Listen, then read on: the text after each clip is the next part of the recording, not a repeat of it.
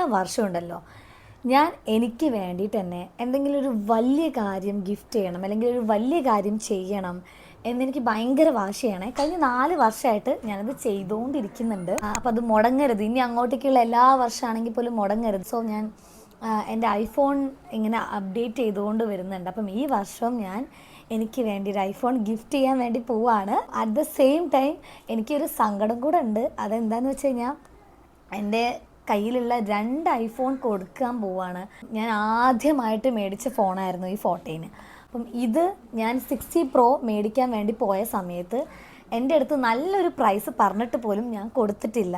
ഞാനിങ്ങനെ പൊന്നു പോലെ കൊണ്ട് നടക്കുന്നുണ്ട്, എപ്പോഴും പുതിയതുപോലെയായിരുന്നു എൻ്റെ കയ്യിൽ. എന്താ വെച്ചാൽ എനിക്ക് ആദ്യത്തെ സാലറി കിട്ടിയിട്ട് ഞാൻ മേടിച്ച ഫോണ്, അല്ലെങ്കിൽ എനിക്ക് ആദ്യമായിട്ട് കിട്ടിയ ഐഫോൺ എന്നൊക്കെ ഉള്ളൊരു ഇമോഷണൽ അറ്റാച്ച്മെൻറ്റ് ഇതിനോടുള്ളതുകൊണ്ട് എനിക്ക് കൊടുക്കാനേ പറ്റിയില്ല. എന്നിട്ട് ഞാൻ ഈ 60 Pro മേടിച്ചു.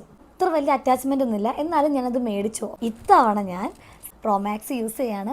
മാത്രമല്ല ഏറ്റവും വലിയൊരു സന്തോഷം എന്താ വെച്ചാൽ ഞാൻ 256 GB ആയിരുന്നു യൂസ് ചെയ്തുകൊണ്ടിരുന്നത്.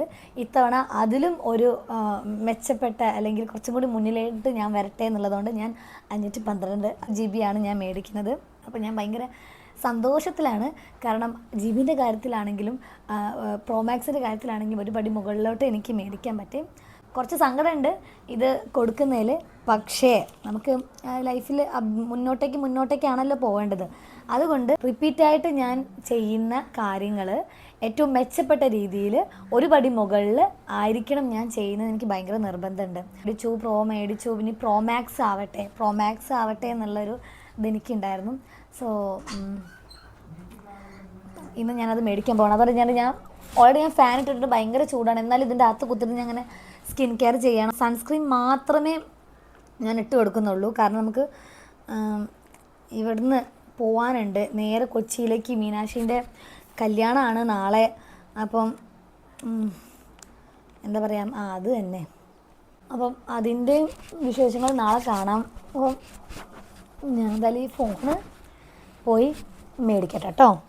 Okay, by.